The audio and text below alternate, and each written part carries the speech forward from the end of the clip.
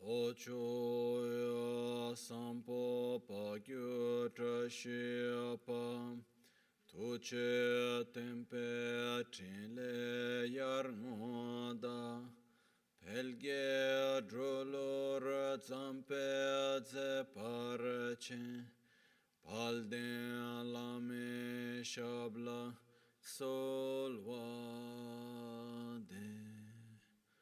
Omo a Guru Vajradhara Sumatimu Nishasane Karm Utta Vardhani Shri Bhadra Varsa Manya Sarva Siddhi Hum Hum Om a Guru Vajradhara Sumatimu Nishasane Karm Utta Vardhani Shri Bhadra Varsa Manya Sarva Siddhi Hum Hum Om Guru Vajradhara Sumatimu Nishasane Karm Utta Vardhani Shri Bhadra Varsa Manya Sarva Siddhi Hum Hum Om Guru Vajradhara Sumatimu Nishasane Karm Utta Vardhani Shri Bhadra Varsa Manya Sarva Siddhi Om Guru Vajradhara Sumatimu Nishasane Karm Utta Vardhani Shri Bhadra Varsa Manya Sarva Siddhi Hum Hum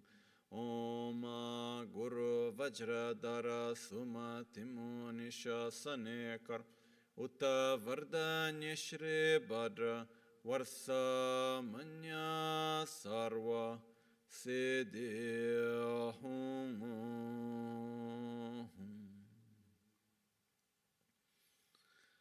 Dagi Jetsun Lama Tuje Che Nyamda Dala Tuje Sikso So Gebe Shesan Dala Tendo So Uyon Sunge Nawa Tsedo So Tsechi Ningne Solwa Debe Tse Dechen Korlo Visu Lekshune Yila Sambe Dede Malepa Geme Lunge Drubra Chinge Loba Tsoni Sodan Dikdun Shakpe Tse Dunge Namke Yinsu Lekshune Lapchen Tsoni Yonso Zopada Chera Nitun Chamra Chinge Loba Chanchu Parge Ninsen Tukuntu Niwe Peme Siudru Lekshune Chanchu Drube Gegen Kunshishi Tungen Dela Drubra Chinge Loba Dagi Lona Chola Chokpada Chemi Samjur Ngemba Shiwada Chedan Tumbe Dudun Malepa Bemel Hungi Drubra Chingi Loba Dorna Tingne Tiraba Tamcheda Techi Pardune Kava Tamchetu Rese Kyamne Lama Keleme Tukje Chingi Dala Siksu Sola Gongyab Drive Nyamda Dachala Jetsun Lame Tuje Rab Gongne Kudan Sungi Nawa Dralmetu Nyamsu Nyume Kesan Topra Shua Kewa Kuntu Yanda Lamada Drame Cheki Pela Longchechi Sadan Lamgi Yenten Rabzone Dorje Changi Kopan Yurtobashon Pakyuke Kudan Dagi Alua Pakyuke Sundan Dagi Pakyuke Tukdan Dagi Tenyerme Chikto Chingi Alo Makyuke Kudan Dagi Lo Makyuke Sundan Dagi Makyuke Tukdan Dagi Tenyerme Chikto Chingi Alo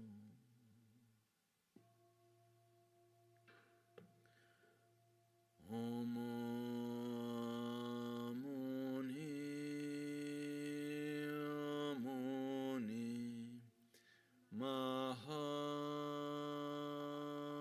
Mahamuni Shakya Munye Swaha Om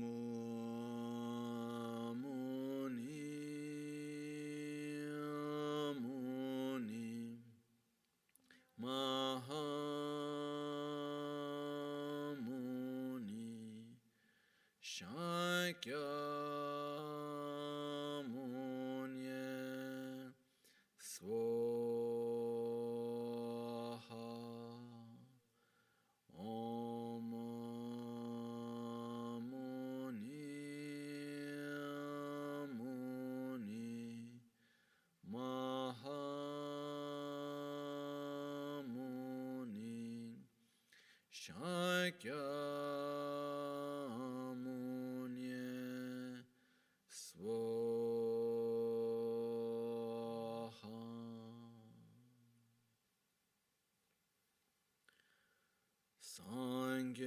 chedan tsoge chonam la chancho pardo dani kyapso che dage jinso gibe sonam ki drola pinchira sange drupara shua sange chedan tsoge chonam la chancho pardo dani kyapso che dage jinso gibe sonam ki drola pinchira sange drupara shua sange chedan tsoge chonam la chancho pardo dani kyapso che dage jinso gibe sonam ki drola pinchira sange drupara shua.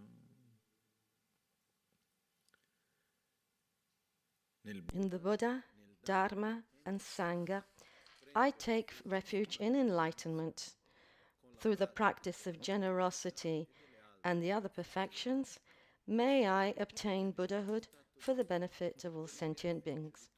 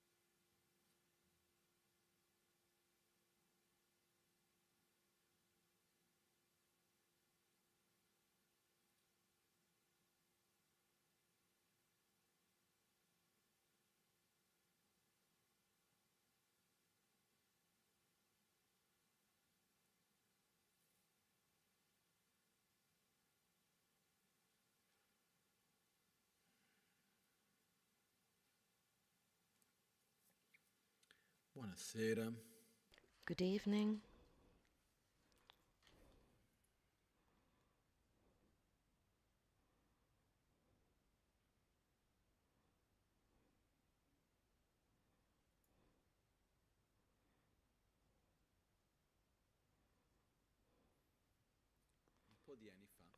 A few years ago,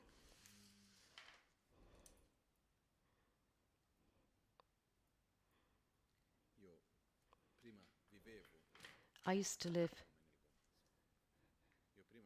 I used to live in India, and life in India, in the monastery of Sera, was, how can I say, it was predictable.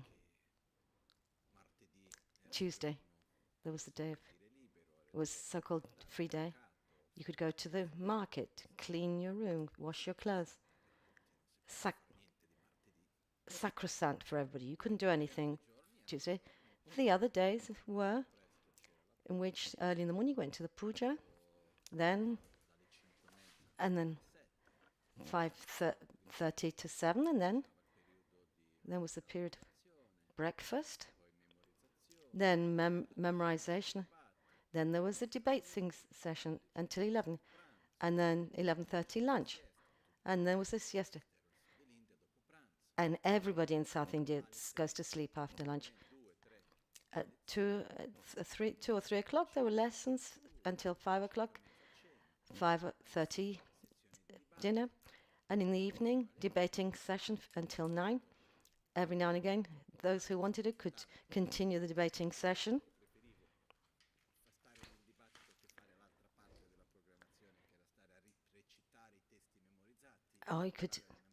Or you could practice memorization. At the 7 until 9, I forgot to say that after breakfast there was a memorization session, and at 9 o'clock until 11:30, and then the recitation of the memorization of the memorized text, and then the recitation of text for the next day. From the foundation of the monastery, let's say at least 5 centuries ago, things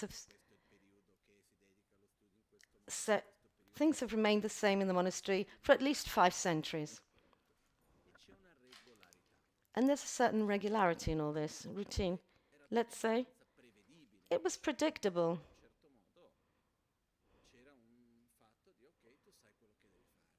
You knew exactly what to do, and you just followed it. And actually, I liked it a lot. I knew people who lived this fact to have to follow a structure, even with the rigid rules and so on, who had difficulty in accepting this. Often it happened to me, there were rules which I wasn't in agreement with, but I saw that everything considered, overall, let's say there were 4,000 monks there, the fact that respecting the rules together was a fundamental pillar for the monastery. But there were some rules which I didn't like at all. Near the monastery, there was a park about 10 kilometers away, a very beautiful place. There was a bridge. You could go on foot, and there was an island in the middle with a river, one of the most important in the south of India. Where it widened the river, and there was an island in the middle. And there were places on this island where you could go swimming. When it wasn't the rainy season, we went there and had picnics, and we washed our clothes. We did our washing in the river. We passed the day like this. And we used to go on Tuesdays, on Sunday. So the school kids went on Tuesday, and we went on Sunday, and we went on Tuesdays. In one case, there was boys who just arrived from India, where most of the people don't know how to swim. Most Tibetans don't know how to swim. There's no sea. At 5,000 meters, not many people want to go swimming, you can imagine. It's too cold. These young guys, full of energy, they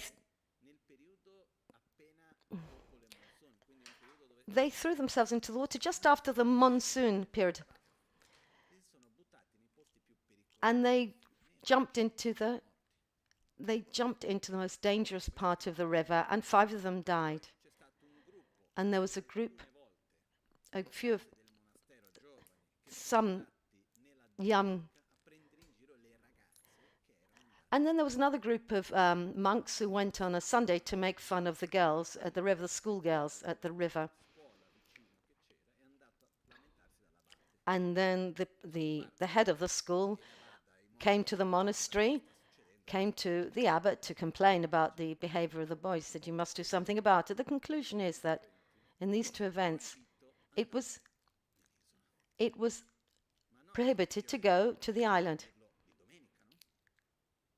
You can say, okay, don't go on Sunday, but let the others go the other day. Anyway, there was no discussion. You couldn't go any day at all, not even Tuesdays. And I have to say, it was one of those that was difficult, didn't go down very well with me. I couldn't really accept it. But I remember, at the same time, this sensation of saying, I'm part of something is bigger than me. So I respect for the general well-being, rather than just myself. Anyway, that's not what I want to talk about. But the fact is that it was a very routine life, predictable life. You knew each period of the year what you would study, etc. And at a certain point, for various reasons, I come here in Italy. And there was And I tried to create that predictability that I had. A structure. Take my program. Then I do this, I do that. And it seemed to me that the more I tried to organize myself, the worse things went. Because Lama Gangchen Rinpoche, he's always been a kind of hurricane. So the one thing that was difficult with Lama Gangchen was to impose some kind of regularity, routine. There was always something unpredictable. There was always something that came up, very often very, very beautiful things, very lovely things. And there was a period in which I tried to structure my time. We do this and I do that, and to do that. I tried to create this kind of predictability in my life in Italy. And then one day, then I had this very strong sensation. The more I tried to organize, the more everything was turned upside down. The more I tried to give a kind of everything just fell to pieces. Things didn't work. And then I realized that, and I realized that I was creating conflict. That I was creating this sensation. Things shouldn't be like this. This is not what was in the program. This shouldn't be now. This wasn't in the program. Until one day, I took a very clear decision. I said, okay, I don't make any more programs. I'm not going to make any more programs. Or rather, I'm going to make programs, but not at long term. And I'll make a provisional program, and I will improvise. What that means, adapt myself to the conditions that manifest without having to have an internal rigidity and saying that things, what should happen, how things should be. And this gave me a lot of serenity. It was a big lesson for me to learn to propose projects, to make a program, but to keep in mind that the base of the program, remember, there's something very simple at the base, which is impermanence. As, for example, things that are today will not be tomorrow as they are today. There's an infinity of variations that I can't control. And it's really good for us to embrace this, to accept this, to realize our own ignorance, to see my own ignorance.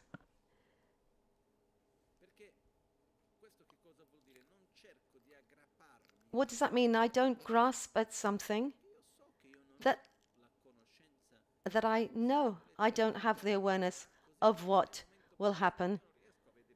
At the present moment, I can't see all the possible evolutions of all the variables. Excuse me if I use this example. Let me just open a parenthesis as an example. Somebody asked me, what do you think? What do you think about this treatment or the vaccine or this or that? I'm not an epidemiologist. I didn't study medicine. I didn't study this subject. And the deep, honest reply is that I don't know, and I'm perfectly happy to say I don't know. What does that mean? I look for people who I think I can trust and can guide me, and for things that I know nothing about. But I leave the possibility of my judgment, my analysis, my sensations, and so on every subject. on this subject, I'm in agreement and others not. But the fact of being able to say, when we talk about any subject, as far as my to recognize where your competence arrives at, the limits, it's important to see the limits of our knowledge. There are so many subjects that exist, which I am totally aware that I don't have the essential knowledge to understand. I'm very curious. I like to learn. I like to understand. I like to go deep into subjects. And when I'm in front of somebody who I think knows more than me, that kind of sounds right, I take notice and listen to them. But I base that on my sensations, my intuition, my reasoning. But to admit one's own ignorance is actually very nice. Because first of all, when we admit our own ignorance, what happens? Our mind opens to more opportunities, more possibilities, which means I open up to see pure, to know something more, to see further. When I don't admit my own ignorance, what happens? I grasp on one point of view, one vision, and I don't open myself to the other possibilities, the other aspects of reality. My horizon is small, and I'm closed. And when I admit my ignorance, it means I'm open and I'm ready to learn, to know, and to see beyond that which I know already.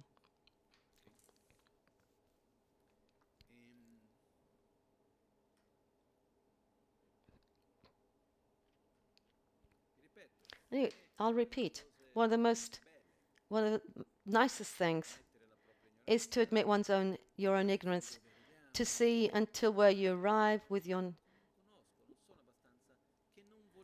which doesn't mean getting into a state of low self-esteem, or look at me, how little I know. It's not a question of judging ourselves, but to admit and clarity what the limits of our knowledge. And when I know the limits, I open myself to learn beyond those limits. And from the point of view of the correct view of reality, which is a subject which we won't start today, from the point of departure of acquiring wisdom is to admit one's own ignorance. And that wisdom in that case is the opposite of ignorance. But we have to see ignorance in order to develop wisdom. All this is just to say it's very important for us to admit our ignorance. I understand this, but I don't understand that. And if there's something of which I'm really ignorant, and I imagine this for the vast majority of the people I know, I'm very ignorant of what will happen tomorrow. I just don't know. I don't know. I expected to be in Milan today, for example, and I'm not. How many things I expected to be that didn't turn out? I admit that I'm ignorant of the future. How can I unite the knowledge of our ignorance with having plans and to project my activities, to desire something, to have aims and objectives, to program oneself? How can we do it?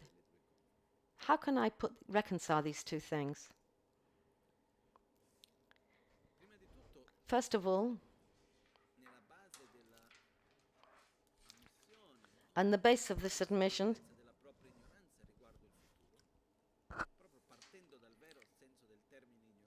from the word avidya is ignorance in Sanskrit. Ad means no, and vidya means to see. It's like the root in Latin. So I've been told that the root in Latin comes from the Sanskrit avidya, which means to not to see, which is a term used for ignorance. Therefore, I don't see things. When I say I can't see things tomorrow, I mean even from the next minute, from 1 minute to the next, I'm not sure. Therefore, I'm ignorant about tomorrow. What happens is that at the same time, we have to give ourselves some kind of direction to program our actions, because this gives us a certain kind of security. As I said at the beginning, when in India, I had a certain kind of security in that predictability of my life. And then, of course, things even there, which were totally unpredictable, happened. But when we, in a context where things are fairly predictable, we kind of relax.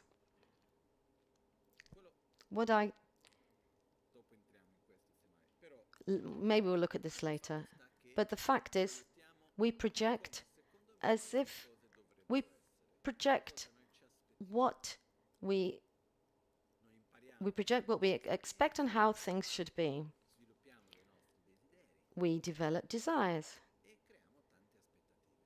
and aversion and many expectations. I expect that tomorrow this should happen. I expect that at a certain time, and I'll go in this place to see that person, and it will be like this, that, and the other. And I expect to find that person at a certain time, for example. I expect certain things to remain the same. Is that right?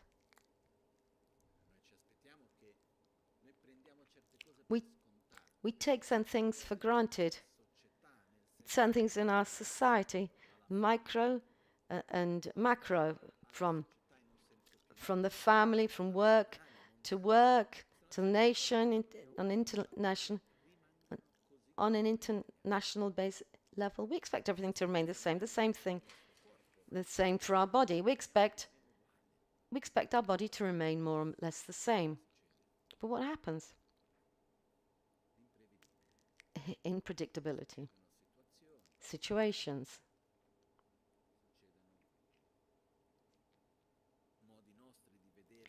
Ways, the ways we see things, the reactions of our bodies.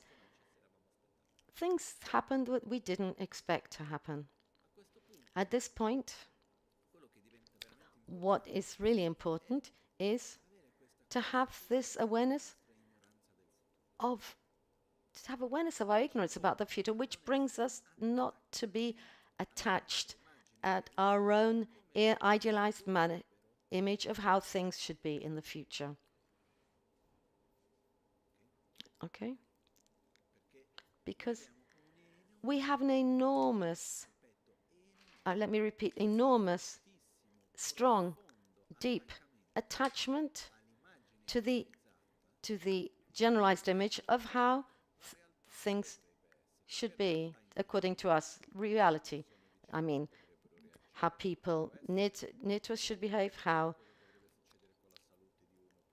what should happen to the health of this one or that one, what should happen in society, what should happen, what the weather should be, if it's cold or hot.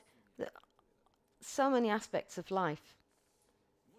And very often, when things don't go in the way we expect them to,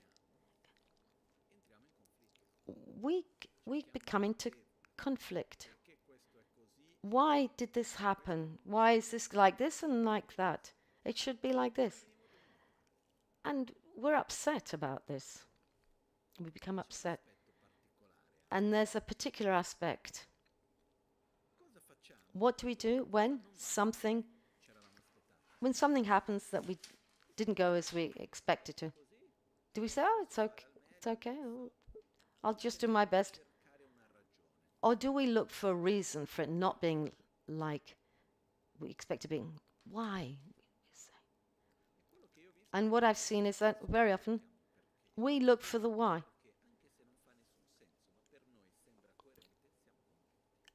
And we find this why it happens, even though it's not kind of consistent with what happened, but we're happy with what we find. We gives us a sensation of understanding what's happened, even if we haven't understood anything.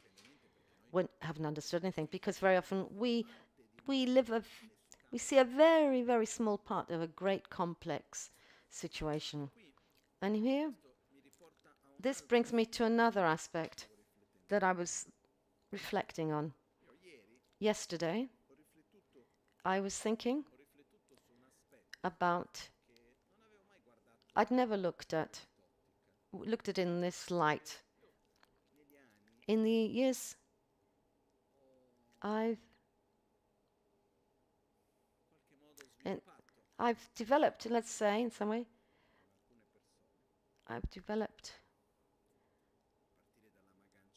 well, let's say, learning from Lama Gangchen and other people like him. Let me take Lama Gangchen Rinpoche, a person in whom I've had total respect and faith. But what happens when you're in front of somebody who has total respect, who reacts in a certain situation in a way that you wouldn't have done, and which, and according to your logic, is not in brackets right. And that's what I've learnt in this path, is that when I find myself in front of a situation and I see someone for whom I have great respect, and this also goes to other people. Well, let's just begin to start with Lama Gangchen Rinpoche, who acts in a way, acts to us in a situation in a way that I don't consider to be right. How do I maintain my point of view? The best way to act in that situation is doing this, without at the same time, without getting into judgment of the other person. Let me just explain that better. Everything is interdependent and relative. If I find myself in a situation, I obviously have to judge it and to discern through what? My knowledge, my experiences, my intuition, and I have enough clarity to say, in this situation, my point of view is this. My way of acting is this. I feel quite secure in my point of view. Then, what happens? Another person has another totally different view on this, obviously. And the other person, and his perspective is, his or her mode to act, to perceive, obviously will see things that I don't see, and therefore will act in different ways. And that's fine. As I am, according to my characteristics, this is how I see myself now. I don't find myself, I'm not at ease. I wouldn't feel at ease acting in this way in that situation. But our tendency is to we just say to ourselves, what shall I do when the other reacts in a way which is different from my way? What do? We say, the other person is wrong. Or I'm wrong.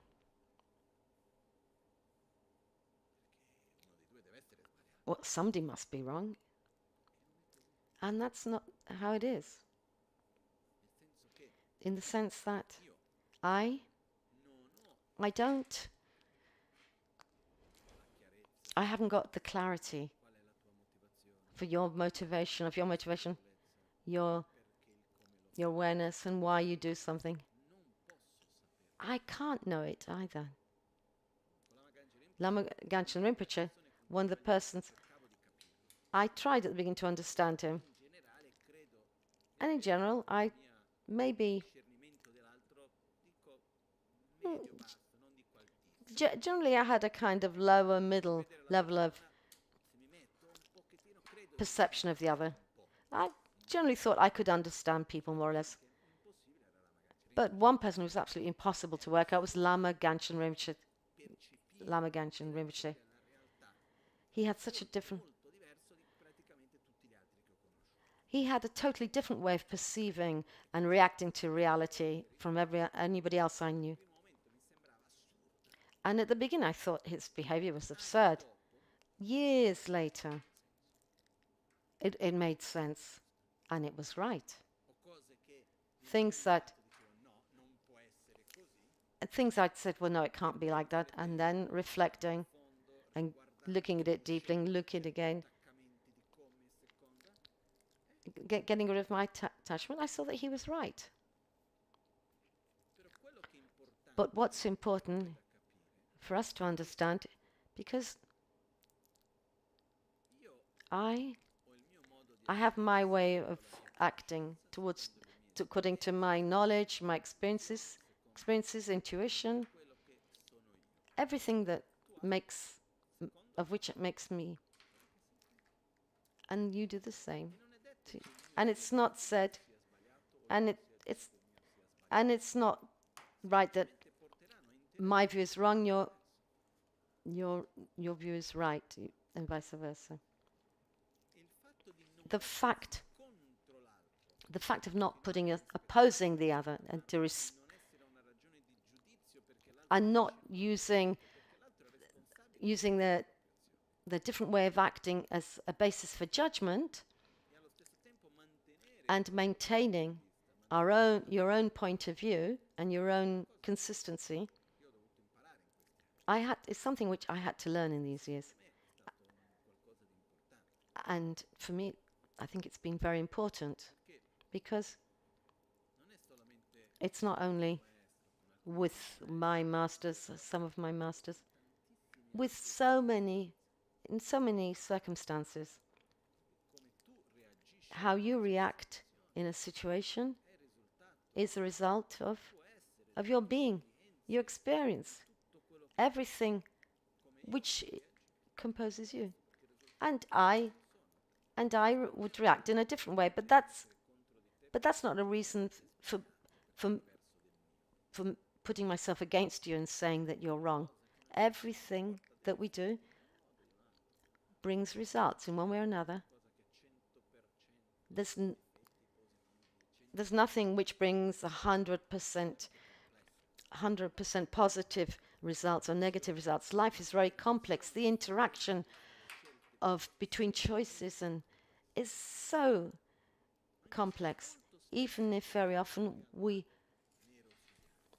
try and put reality black on white. I've never seen reality like this. Let me just give you a random example. Lama Gangchen, in 1963, he left Tibet in terrible conditions. Let's say, without going into detail, the fact is that with the arrival of the Chinese Communist government, Tibet changes, and many changes totally, and many people leave Tibet. It wasn't a good thing, it's something negative. But that condition, in the long term, and not even that very long term, brought Lama Gangchen to the West and brought him here to us. I was once in Dharmakaya, this huge monastery in Thailand, where the abbot asked me to teach our Vajrayana tradition to the Theravada monks there. And so we had very nice exchange. He asked me, I was teaching there, let's say about 250 monks.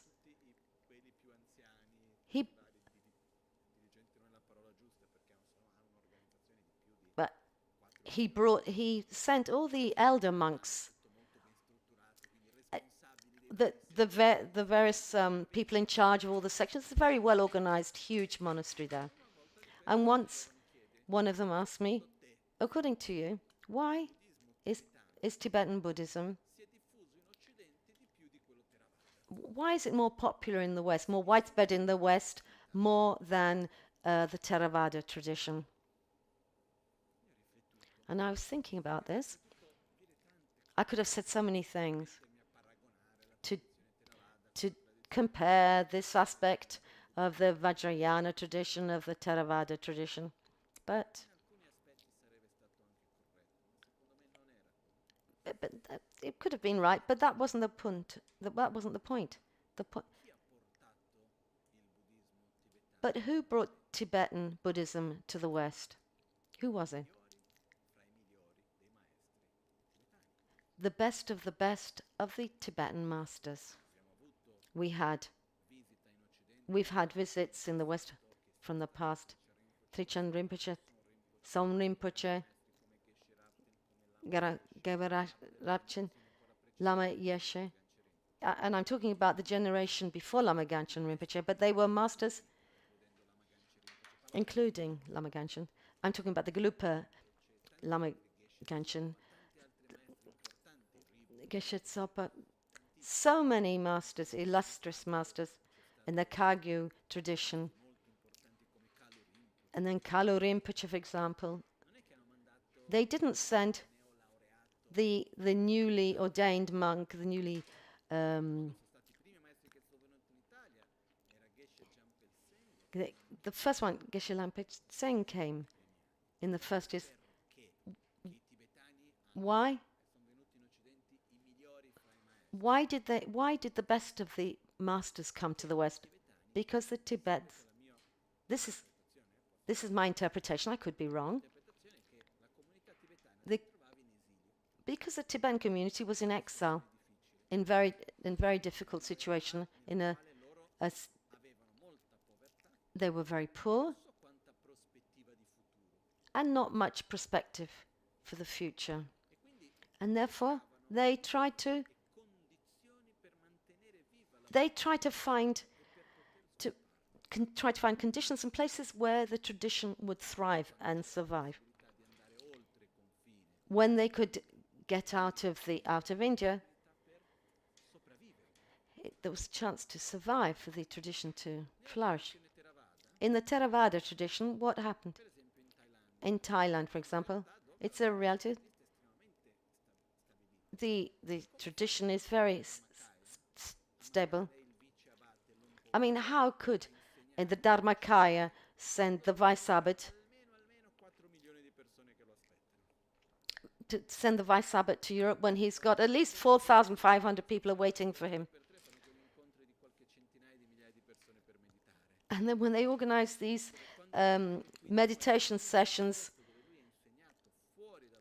and in fact he came here, it was the only time he taught outside the structure of Dharmakaya. There had been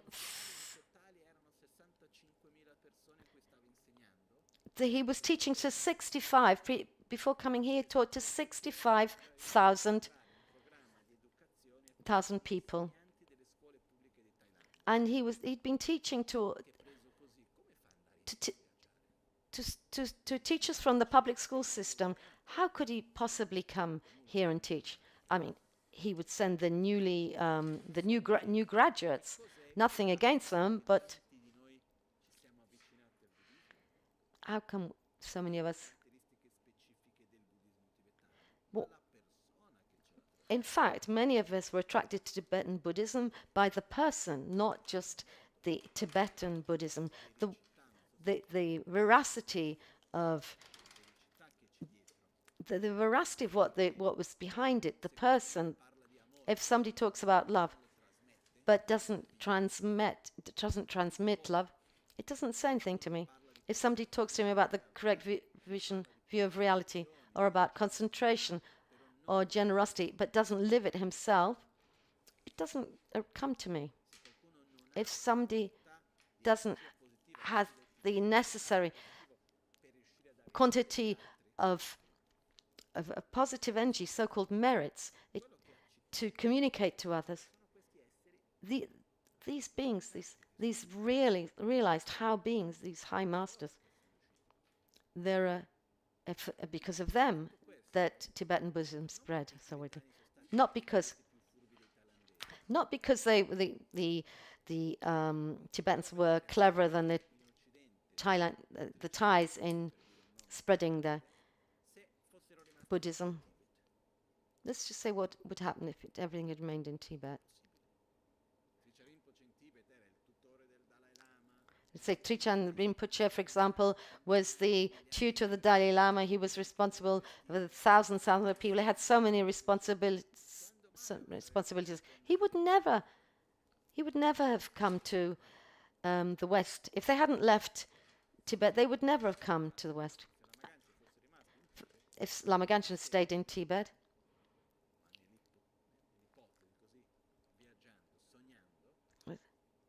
let's say he had Gangchen monastery to manage. He was responsible for so many things. Emotional support, teaching, other centers, retreat centers. They were psychologists, friends. They did everything. There was no way he could come to the West, even if he dreamt about it. If he'd said, "Oh yes, I'm going for a few years to the West," it just wouldn't have happened. Therefore, when we invited Nyima Tulku Rinpoche, he came here because he had a very special relationship of trust with Lama Gangchen Rinpoche. Because his master, Gesang Rinpoche, he was one of the most important masters of the whole of Tibetan Buddhism. The day I'm longer here, whatever Lama Gangchen says, you must do. You must follow him. And Lama Gangchen said, "Can you come to Italy to teach?" And he said yes. Nyima Tulku,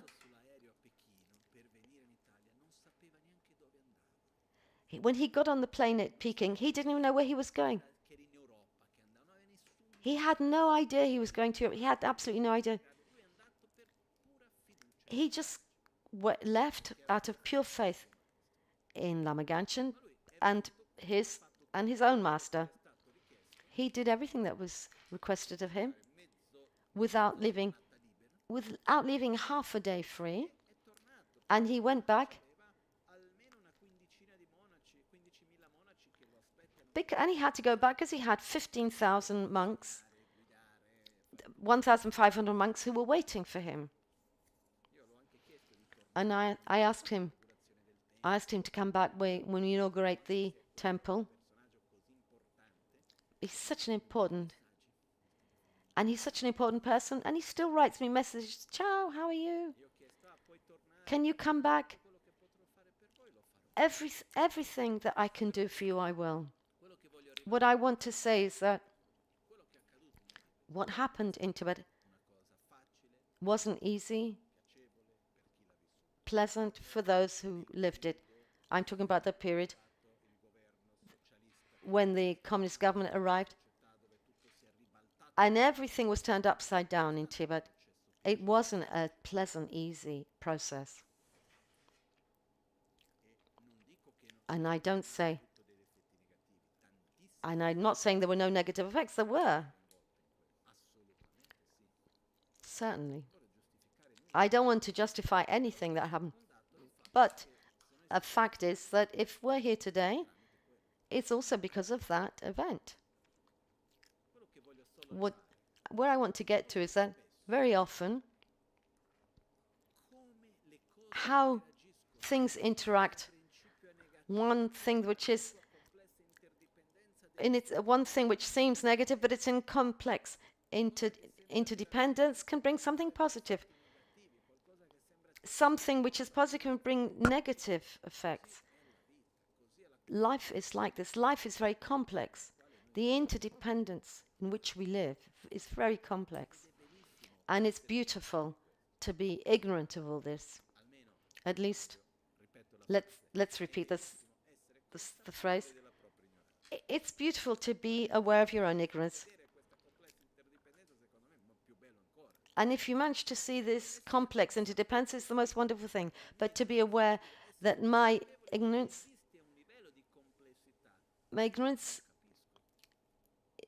means that I don't appreciate there's an interdependence that I can't understand. So what do I do in this situation? I react to the best of my capabilities in any situation I find myself in. That's all. Without going into judgment, if that's the best thing to everybody or this. We don't know where this thing will take us or that thing will take us. We don't have the total awareness of what's going to happen. But it's as if we were sailing and there's a huge wave is coming. We don't know how the wave is coming to us, from which direction the currents or the wind, but we have to deal with that wave. We have to interact, to react. React to that wave so that we can go to where we want to go. And if the storm takes me where I didn't want to go, what do? I try to get to know it. I say, okay, I'm here. What shall I try? What shall I do? I'll do it to my best. And life is, there are moments of storms, everything's calm, and gradually life brings us to places we would never expect to be.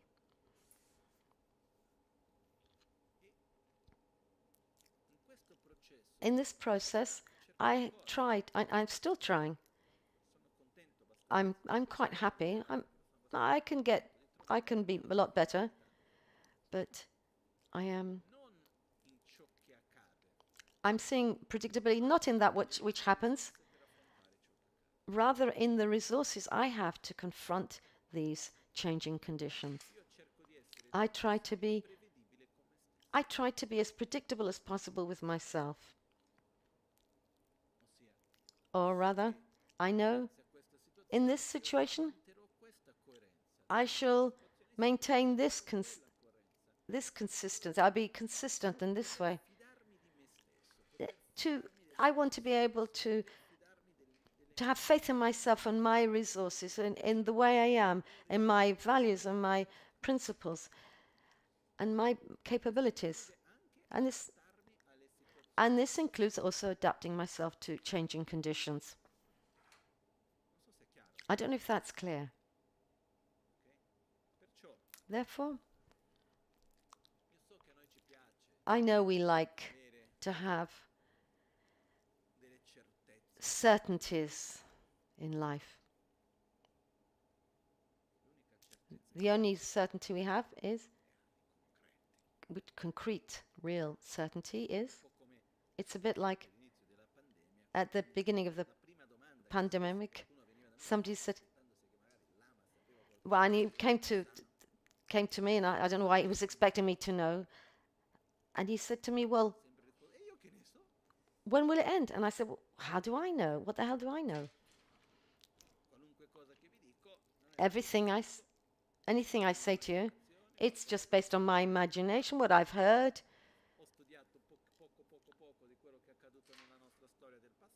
I studied a little bit what happened in the past, and I can see a little bit what might happen in the future, but really I don't know. But the important thing is when it will happen or what will happen. But I today, how do I react with that in which the situations I find myself in? I'm sorry, I'm a bit boring, I know. It must be really boring, because I I repeat the same thing again and again. But I'm sorry, I think we need to repeat things. Therefore, we try to reinforce our resources rather than trying to control external things. It's like saying, I don't know the road that I will have to travel. I don't know what will happen. If there will be sun or there will be rain, how cold it will be. Shall I take a rain jacket, a warm jacket, good shoes? I'm training to walk, something to eat. And what will happen, I don't know. But I'll adapt. But I know the resources, and I cultivate my resources. There's some resources which are very precious, which we need to cultivate to confront life. There are some resources which are fundamental to live better, and when we manage to cultivate and to generate them, if things go in one way or the other, we manage to navigate it. So these things which are so you don't have to be Buddhist for this, but these are things that are transmitted to us in teachings. One important resource is to rejoice. Rejoicing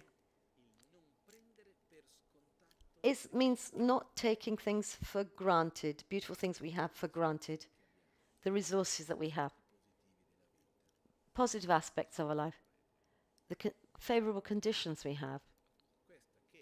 The traditional term is,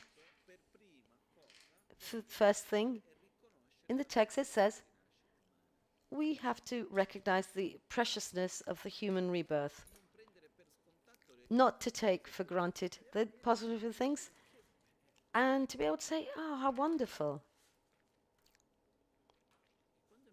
And when we manage to rejoice for the positive things that we have, we see where to put our energy.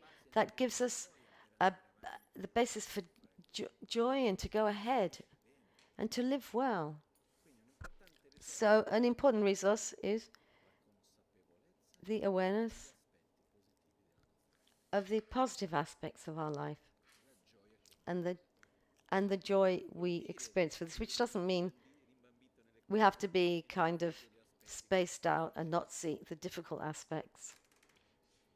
It doesn't mean that.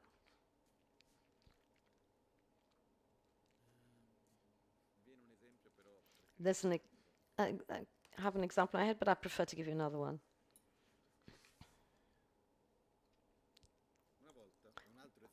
Another example, once in Brazil, I was invited to participate in a demonstration for peace. There's a group, an inter-religious group of which I'm part. It's a bit like the religious forum that we have here in Milan. And I went to this meeting. There's a rabbi, there's Catholics, Muslims, all together for the peace. And I realized after a while that I'm there. And I realized after a while that it was a political demonstration.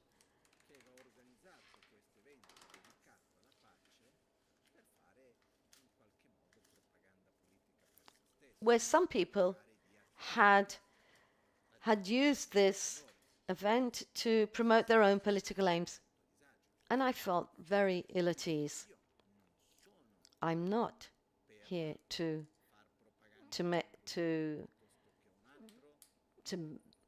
publicize one group or another.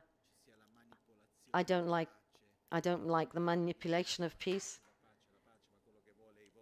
And when they say peace, peace, peace, and they just want votes, and the rest they don't care. And after a certain certain time, I changed my view a bit. Is it better that someone look for votes with peace or with violence? So, peace is better.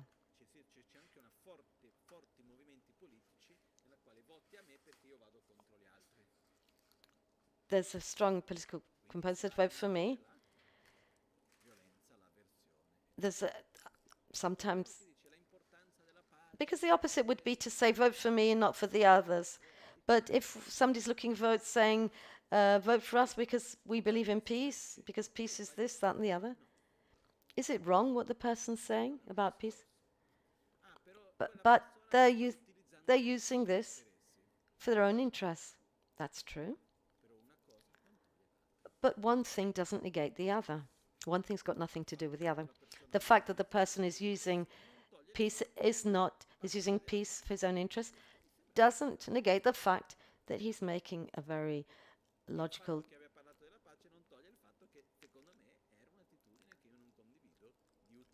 It doesn't take away the fact that he's talking about the peace, and talking about the peace doesn't take away the fact that he's using it for his own ends.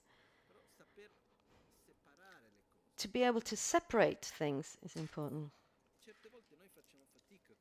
And sometimes it's very difficult for us. One aspect, there's an example, but I was looking for another example. There's but there's a negative aspect in something, so we see the whole of the thing as negative, or we see something positive and we think that the whole thing is totally positive.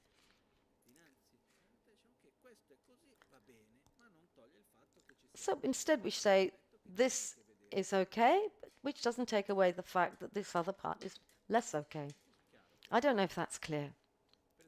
For example, I always tried to not to be frightened, to see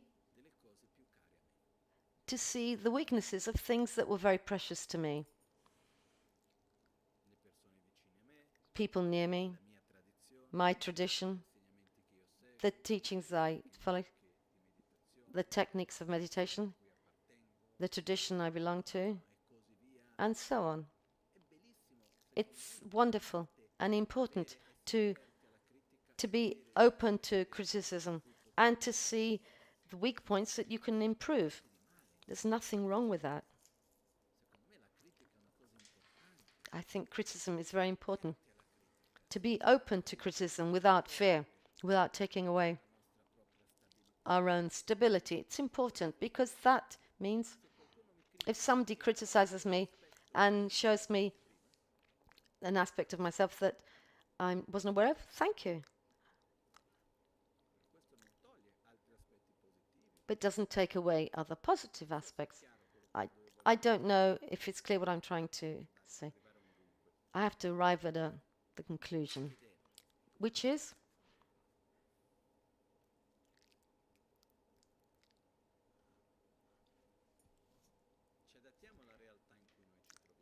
let's adapt to the reality in which we find ourselves, remembering that at the same time that not only things don't occur as we expect them to,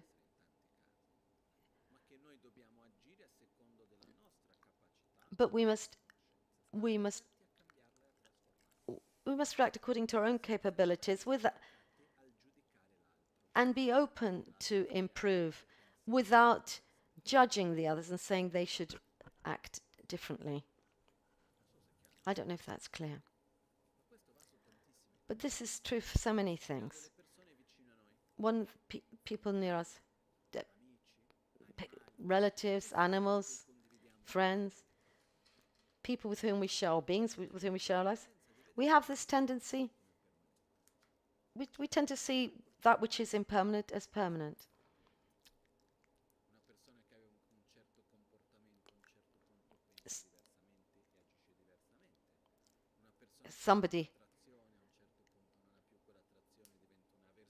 The person who I was attracted to becomes an object of aversion, or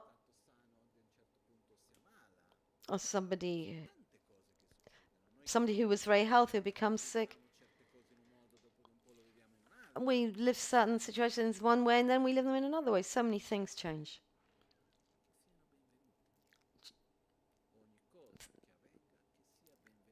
Everything that happens is very welcome. We shouldn't be frightened. What happens is,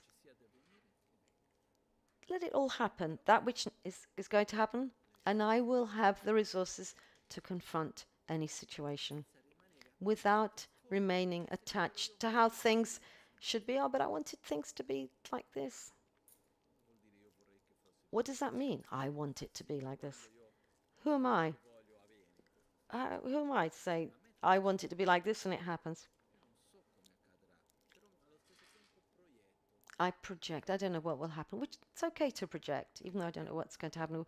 We must have a plan. We must look towards the future, yes, to desire that which is the best.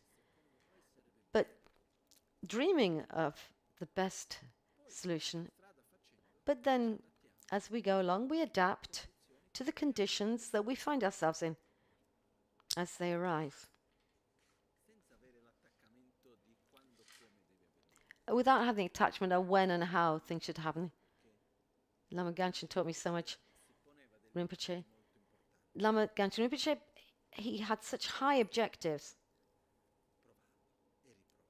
He tried and tried and tried again. He didn't go well. Oh, let's just try again. Didn't work out. And he went on and on like this. And at the end, most of the time, he succeeded. And sometimes he didn't. I put my energy. I put my energy in something that could be of benefit. Some things go well, some things don't. Rinpoche said to me once, we need to plant so many seeds in our life and then to water them. And some will sprout and some won't. Because we don't know with clarity all the causes and conditions that there are. We don't know which ones will sprout and the others won't. Those which will sprout, we'll take care of them. Those that don't, thank you for having been there. It finishes there and we'll just take care of the others. If I think of his life, Rinpoche he put his energy in so many projects. Some went well, and some went well for a while, then they stopped, and others went very well. But the fact of having dreams, having objectives, putting energy towards something that we want, is very right. It's to think what kind of society we want to have, what kind of social context we want to live with, how physically how we want to live. It's good to have a positive idealism image of all this. It's fundamental, very important. But then, when and how, we adapt. We direct ourselves towards in this direction, but we interacting with reality as necessary. Every now and again, it happens to me that I see a community. For example, like this one in Albagnano here. And sometimes that people come here and they have an idealized view of the community. Maybe they're tired of their lives, human relationships. I'm going to a Dharma center. Oh, everybody will be lovely to me. Everything will be lovely. And the person creates expectations of this will be like that, that will be like that.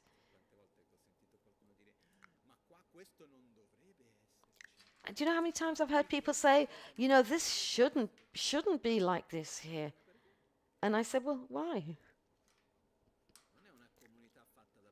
It's not a community composed of Buddhas or Bodhisattvas or illuminated beings. But if I think it shouldn't be like this, not because I don't accept the present, because I want,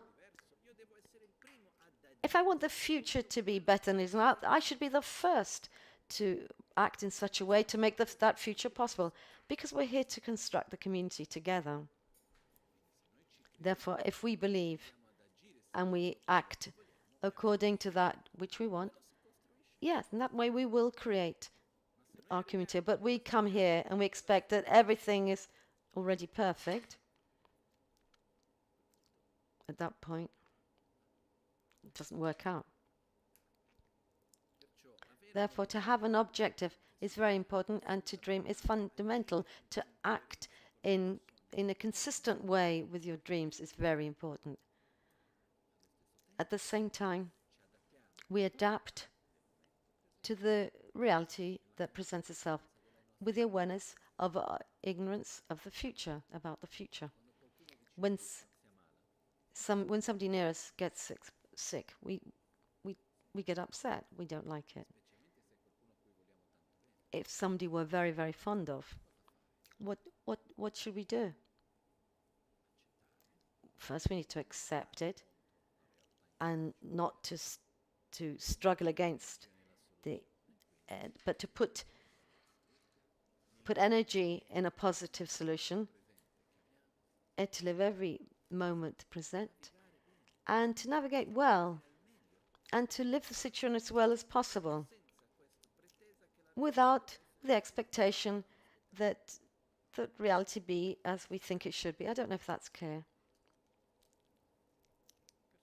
Therefore, together with this, there's another point I wanted to examine briefly.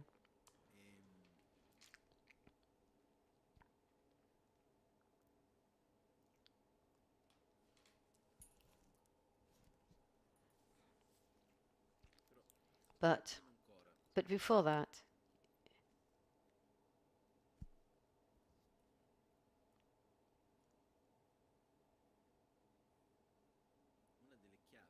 one of the keys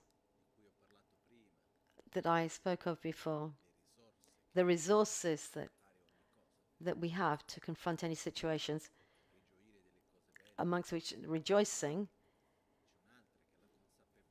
the other one is the awareness of interdependence and impermanence and the continual changing, and also to have clarity in what we want in life. I want to live in a perfect life. Or do I want to live well in the world where I find myself? Do I want to change the world, or do I want to change the way I interact with the world? And there are other resources.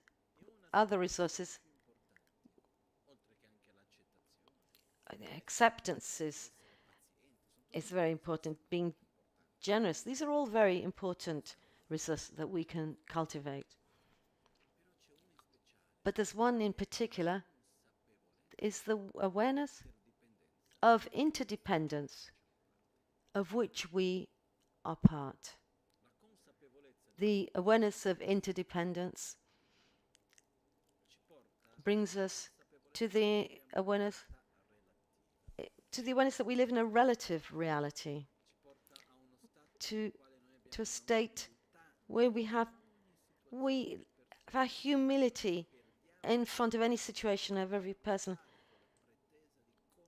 and we drop that expectation of how things should be, but at the same time we have a deep faith in that which we can do. I don't know if that's clear. We leave the expectation, expecting things to be the way we think they should be, but we maintain a strong faith in our capabilities. Because I know that every action I make, every decision, every word, every thought I have has an enormous power in the in the general interaction to change the world in which we live. At the same time, I don't have the capacity to say the world which I live should be like this or like that. But I know that every action I carry out influences that world, and therefore I have faith in myself. The awareness of interdependence brings us to respect the other better, to see the other, and to understand that the other is the result of all the complex things that he lived through, factors. I can judge the actions of the person, but not the actions of the person, but not the person himself. And we also change our minds. One of the most important things is to reflect on impermanence, interdependence, relationship between how everything arises through a very complex interaction of factors. So sometimes things are positive, but in other contexts they can be negative, and vice versa. And even if it's fundamentally important to have objectives, idealized objectives, in the long term, we shouldn't be attached to an idealized reality. I don't know if that's clear. Often we have the opposite. We're attached to an idealized reality, but we don't have objectives for the future. This is a classic in our society. If we talk in general, what are the great objectives that we have?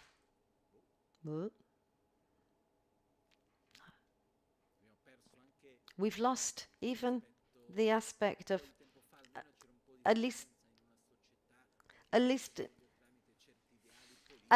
the past it was hoped that a certain society would improve with certain beliefs. There was a certain kind of belief in the future, and it seems that in recently we've lost that. Or am I wrong? That's my sensation. We're in a period now as if we were anesthetized with ourselves and by all the information, constant information, and the pleasures of the moment, and a kind of giving up, pleasurable giving up. I'm talking about the last 10, 20 years. In the past it was bread and circus. Now it's pizza and Netflix. But each one is there, taken up with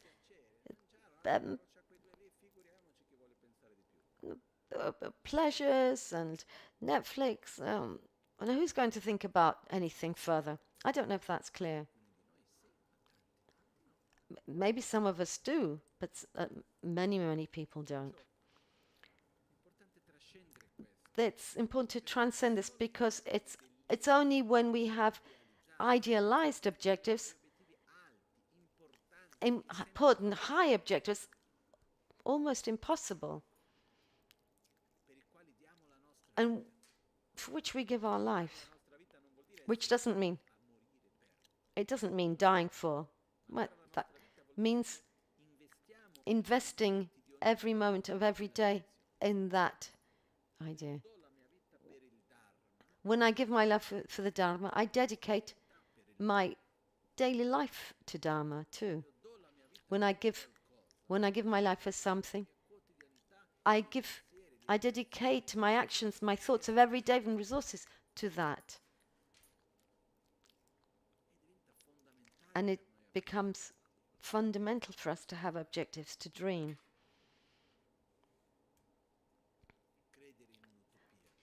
To believe in a utopia. It's almost as if, and maybe I'm wrong, but I have the impression that in the last 10 years, the latest generation, and the word utopia for them is something stupid. Oh, how can you believe in that? It's seen as if, it's seen as living in an illusion. The first time it was said to me was so many years ago. I was asked to speak in an association called Young Presidents Associations in Brazil, which is quite, they're groups who meet, who are presidents of companies. It's just an American thing. Let me just think. My brother, anyway, they contact me through contacts, and when I was there, and I was talking about the importance of utopia. At the end, one of these gentlemen said, "Thank you," because something which we miss is my great-grandfather, who did so much in his life, spoke always about the importance of believing in a utopia. He had in fact, he made a lot of money. He had a big company, and one of the things he did, he was one of the few of his. He was one of the very few people at that time to take care of his employees. He had 18,000 employees, and he made a hospital for these employees where he himself was treated. He bought so many buses for the employees. He believed in something. He knew nearly everybody by name. He invested in something he really believed in. And he managed to do so much. He didn't get to his utopia, but he managed to do a lot. When we have an objective that transcends our current moment, that which is possible now, something was virtuous, positive, important, not only for our personal well-being, but for the common well-being. And we believe in this. This enables us to grow as a person and as a society when we have this utopian view. If we don't have a utopia in mind, we just simply resolve daily problems and to try and be more efficient, to obtain of that which we have already, we're blocked in that. And when in those cases when there's a difficulty, it's difficult to go. It's difficult for us to continue. But when you have a utopian view, even when there's a difficulty, you have a vision that helps you to overcome these difficulties. Therefore, if we think of the creation of this place, a Dharma center, what's the objective? I don't think Lama Gangchen Rinpoche had the craziness. I don't think he was crazy enough to think that it was pleasant to manage a Dharma center. I don't think he thought it was good fun. No, I don't think so. The reason for its existence is because there's a utopian view in which one believes deeply that inner peace is the most is the most fundamental for world peace, and that everybody has the capacity to develop that inner peace.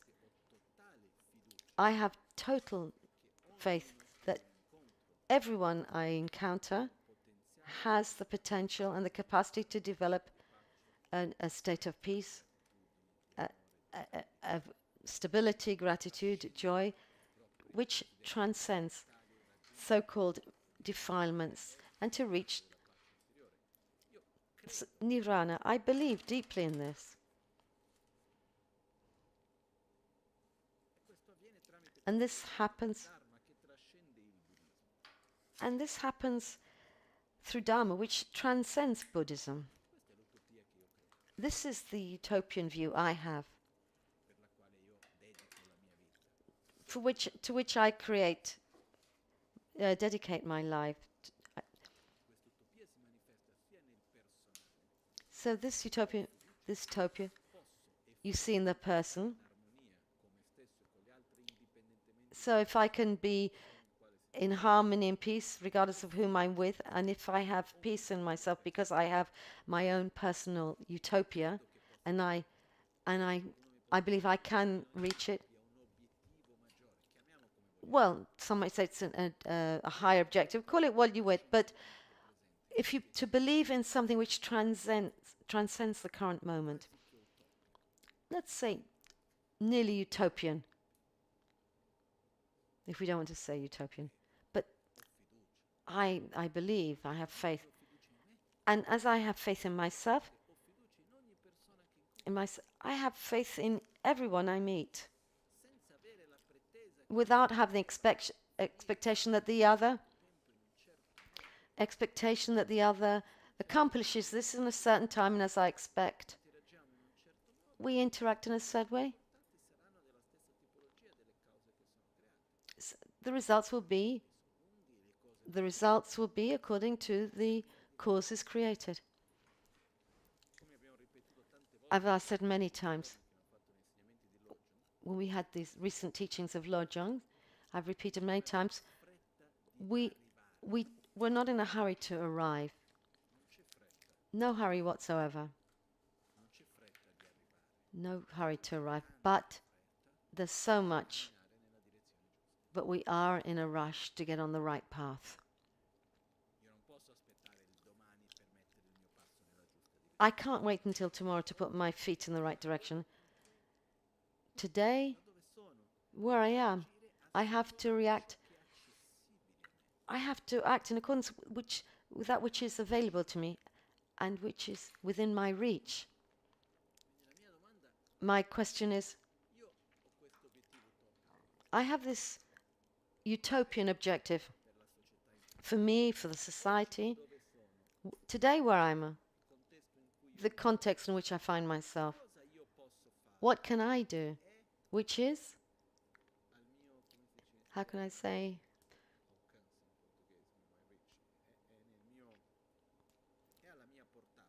within my reach. What can I say? Which is within my reach, which goes into that direction. Even if I just go a millimeter ahead, what can I do within my reach to go in that direction, towards that utopian objective? The more we do something, the more we use that which is within our reach, the more we have within our reach.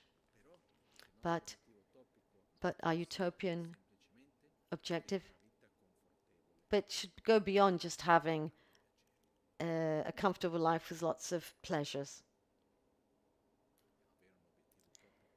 We should have a utopian objective to live in harmony, in peace, independently of where we are, who we are, with whom we are.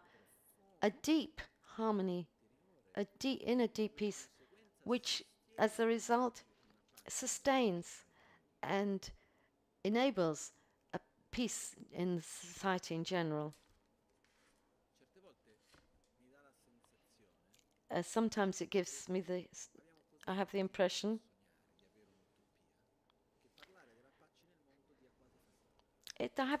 that talking about having utopian a view of when there's peace in the world is almost annoying.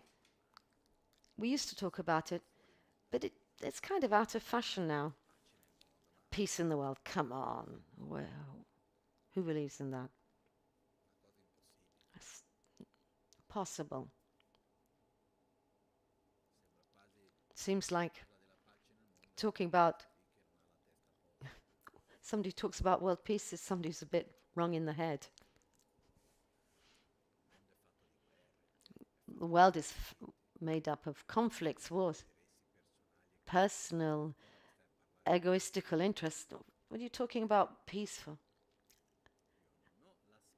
And that's true. I don't have the expectation to live in an idealized world where there's peace. But I do have an idealized objective that people can live in peace, that there is peace in the world.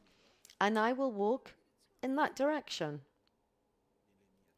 In my actions, my choices, my interactions, every day. Life after life. Also because, fortunately, time is relative. Sometimes it seems short, sometimes it seems long. It doesn't matter how long it takes. The important thing is to walk in the right direction. When I have this objective that people live in harmony, the world is in peace, what are the steps I can take in that direction? Interact myself with peace.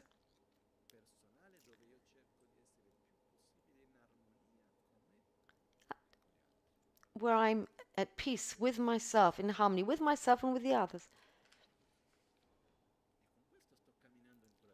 And in that case, I'm walking in the right direction.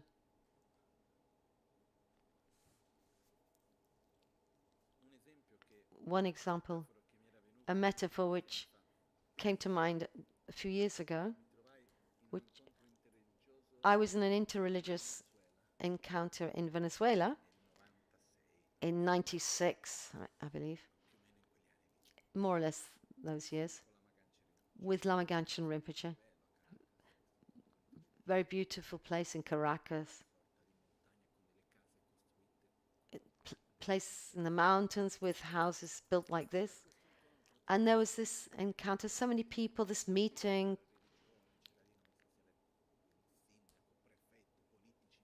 There were important politicians as well.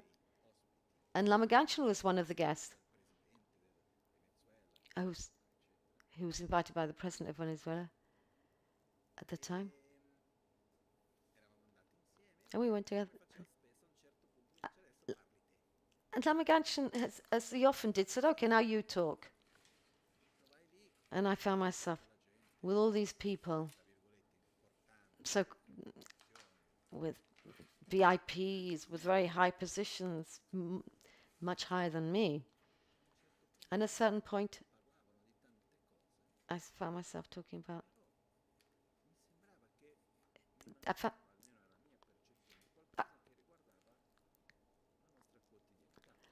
they were talking about so many things, but they didn't address our daily lives. We talk about peace in the world as if it depended on somebody else. And I had this metaphor came to mind. Let's imagine a big container. And the objective is to fill it with rice. So the rice grains are all out of the...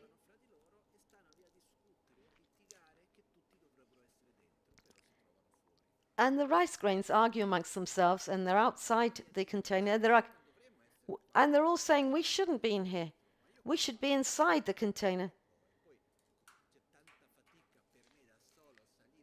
But it's really hard for me to jump in the container. What can I do? What am I going to do in that container on myself? And once I get there, And what can I do by myself? It's only going to work if we all get in there. So these grains of rice, and all these grains of rice are just there talking amongst themselves and not doing it. Whereas what they could have done is take one small step at a time to enter the container. Were not grains of rice, or even smaller than grains of rice. But the entirety doesn't exist without its parts. Therefore, every small part is very important. Therefore, Mahatma Gandhi, attributed to Mahatma Gandhi, we should be the change that we want to see. Therefore, I must live my life consistently with that which I would like to see in the world, without having attachment to have.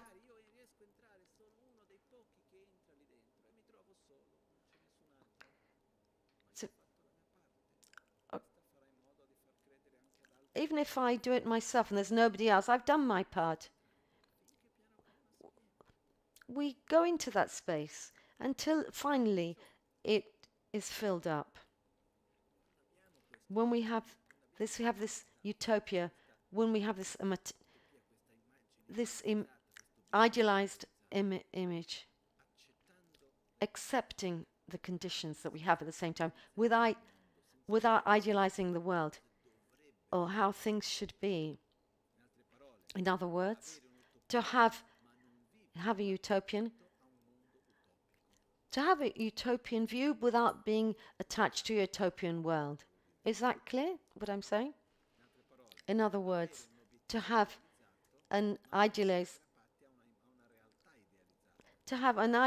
objective, but not an idealized view of the world. Not to be attached to an idealized view of the world. And I walk in the direction of what I would like it to be. And what is the utopia that we can follow? That which I believe is that of peace, of harmony, of well-being together, so-called peace in the world. In Buddhism it's called nirvana of every being. I believe it. I believe in that. And the reason, and why I believe in that is because I believe in each individual. I believe in myself. And sincerely, if I can make it, why can't you? I'm not like you. That's not true. You're an interdependent being, as I am, the same potential. Experience a different experience, but in some lives will succeed. Everybody has their qualities. As the important thing is not to arrive, but to be in the right direction. It's fundamental for me. Therefore, I invite you to return to what is the objective that we have. To idealized vision. An utopia of peace. And each one lives for that. Remembering that, to realize a utopia generalized.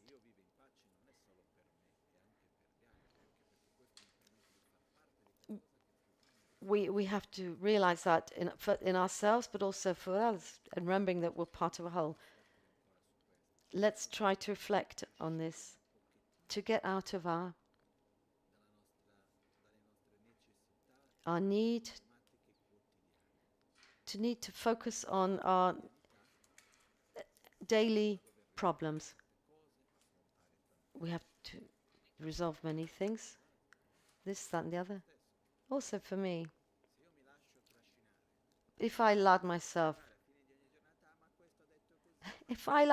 to be drift along, I'd say this one said this and this one did that. If I were to make a list of yesterday, yesterday, today, something happened yesterday, and it was still not resolved today. All I can do is to relax. It doesn't correspond to the idealized vision I have, but okay. It's the strange thing is, sometimes we bang our head against the wall 100 times and we still believe in that. This is something I realized a while back. A relationship with certain institutions. But you still expect things to go in a certain way when you've had many experiences in the past who went in a different way. So but instead of banging our head against the wall, we should just say, okay, it went like this. Let's go beyond our daily lives, or today, or how it should be or shouldn't be. Let's try to live consistently with what we feel and intuit, remaining, however, open to understanding something new. And that means having awareness of our own ignorance. I take decisions according to my knowledge. I remain open to change. I want to learn. I want to know.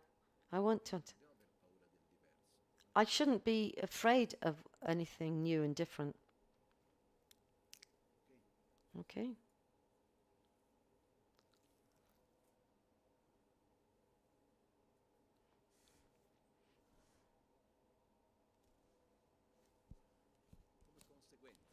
As a consequence, if we walk well on this road,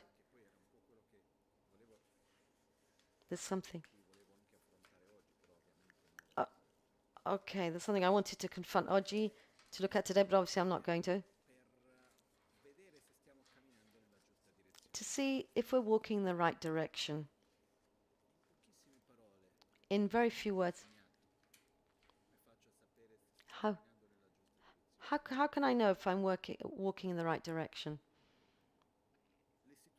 The situations in which I reacted badly and suffered. Do I still react in the same way?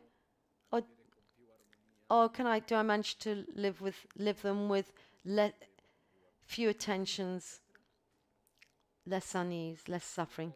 If today I manage to live those situations with more harmony than the past, that's a sign that I'm on the right path. But rather, if in the past there was harmony and now there isn't, it means that I'm not going in the right direction. How I react to the world. Do I have more patience, more stability? I'm certain I'm less influenced by things, hit by things, I'm less upset by things. But the main sign is to see that in Tibetan we see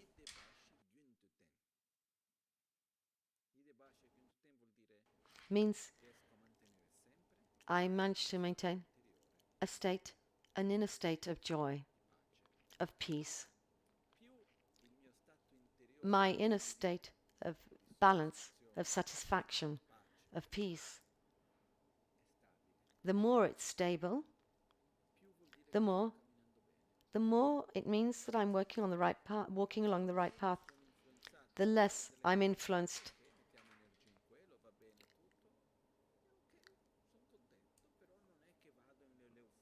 But I don't go to extremes. I don't experience euphoria with wonderful things, but I maintain my balance. And the same thing with negative things that occur. And I find more balance. I don't have these huge highs and lows. And I have this inner state of joy, of harmony. The more I manage to maintain this satisfaction, harmony, the inner state of peace and joy, independently of situations, the better I am on walking along the path. We shouldn't be dragged along by what's happening. An example is we need to learn certain things is to, for example, I'm well, then there's half a word from somebody, and then I feel bad. We need to grow a bit.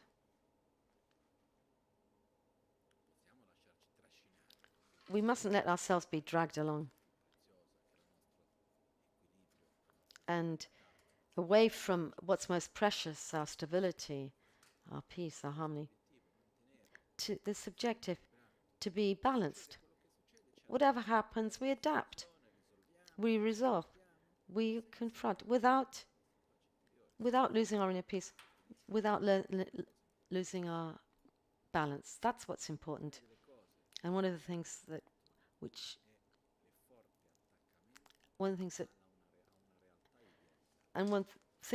helps us to lose our balance most is attachment to our views how things should be. This should be like this, that should be like that.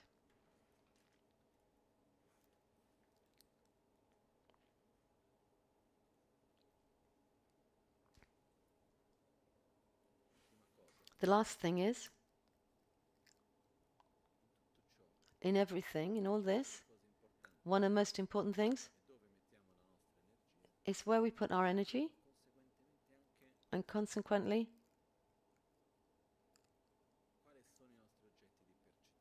what are our objects of perceptions?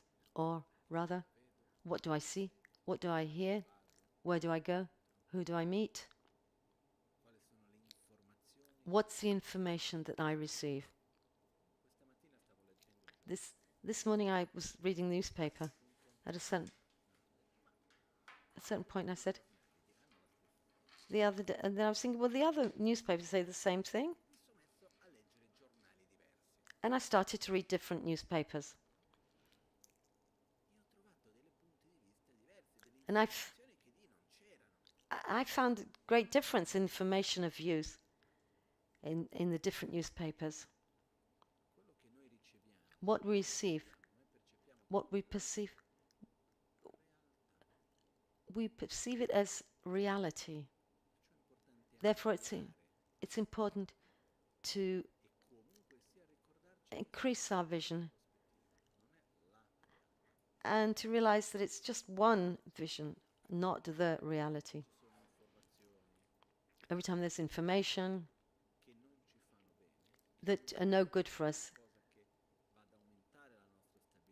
which is something which doesn't increase our joy, stability, it's useless to keep going back to that information. We should put our energy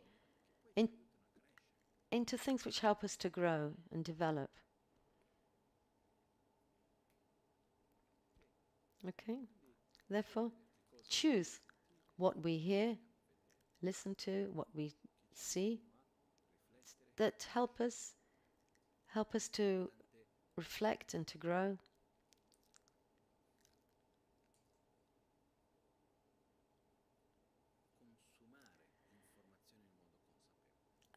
To consume information in a conscious way. Let me open a door and I'll close it immediately.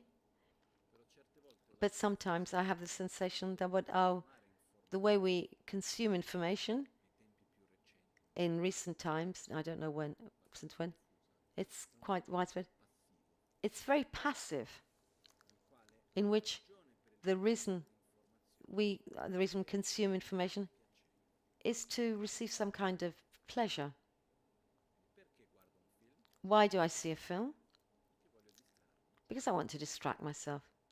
I want to enjoy myself. Every now and again. And we often look at the news with the same attitude. It's like a kind of entertainment. And I remember my grandfather. He's about 98 years old. He's very lucid. And my grandmother's 94. They're both very well, very lucid. Okay, they've got a few difficulties. about 10 years ago.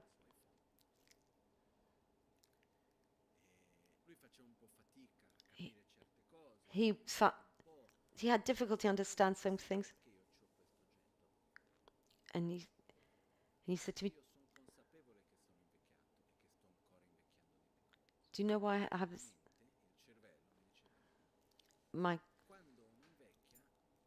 grandfather said,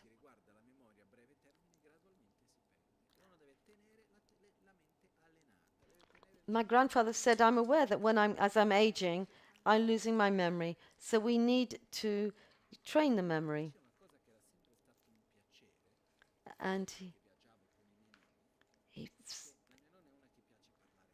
my grandmother loves talking a lot. Well, she's not quite as well in the head as she was. I've never heard her talk about the life of others. If we're having breakfast, and she'll say,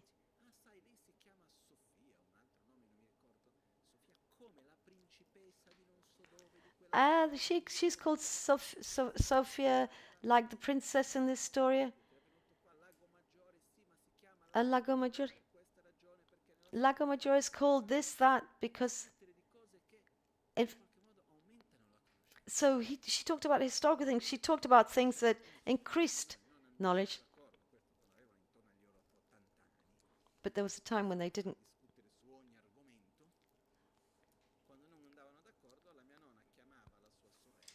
When they didn't get on, when they were about 80 years old, my grandparents,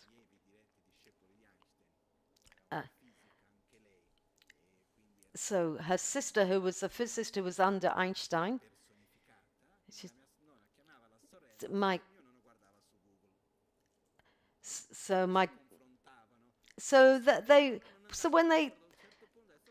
when they had this dispute about something, they disagreed about something, my grandmother would call her physicist sister, and my grandfather would look at Google.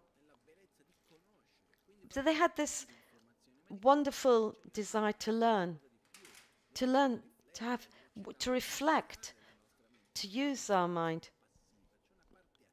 Where there's an active part, to understand, not just talking about people's lives. So, as my grandfather said, it's important to use your mind as you age. To understand something which is difficult.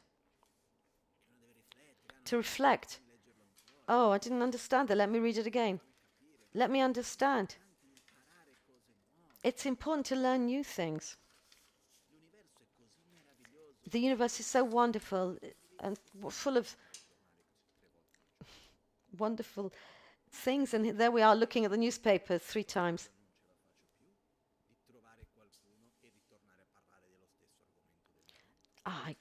I can't take it anymore to go back to the same person and talk about the same subject. I don't know if you're in the same position, but to talk about the same thing all the time. Everyone you meet says the same thing. You go around the same subject when there's so much else to see. I'm not saying let's not talk about things. Let's consciously choose the information that we receive, and allow ourselves to be inspired that the good things in life, and let's choose things that open our mind, that keeps our minds trained, because in a few years we'll become totally gaga if we don't use our mind in an active way. It's like a muscle. It's important to learn new things, and to learn and to fill our lives full of things that bring us joy. That's more or less what I wanted to share with you today. What I didn't say before, the reason for which I chose to speak, to do the Kunpen Milano meetings in Albaniano, is that the center in Milan is very small, and there's not an exchange system, And at this moment with the pandemic, it didn't seem like a good idea in this very small place with 30 people, the maximum we're allowed, to be in the same space without an air exchange for 2 hours together. So a bit of patience. So we're here in Albagnano with a good air exchange system and a lot of air. And let me take advantage of this moment, those in Milan.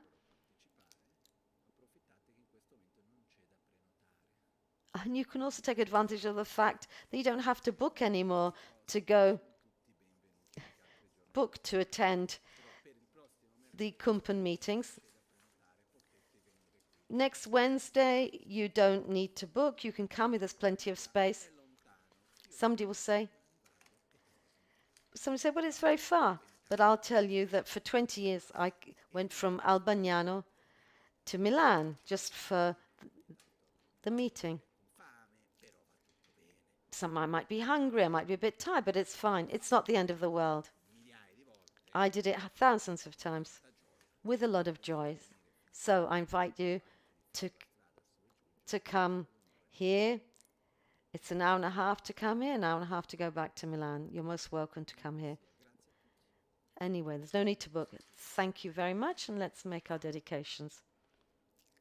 Jetsun lame kutse rapten che namkara tinle chokchur gepadang losan tempe dreme sasumki drove munsela takto negurchi kewa kunto yanda lama dang dralme cheki pela longche ching sadan lamge yenten rabzone Dorje change kopan yurtoba sho nimo dele tsendele nime kuyan delek shing ninsen takto delek pe kuncho sumki chingi lop kuncho sumki ngodrubutsol kuncho sumki trashisho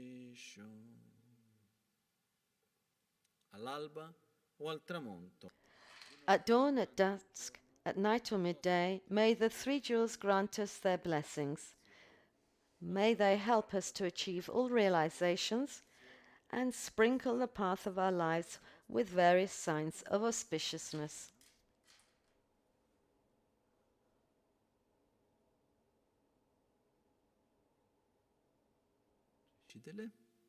Grazie a tutti. Have a nice evening. Thank you, everybody. Tashidele.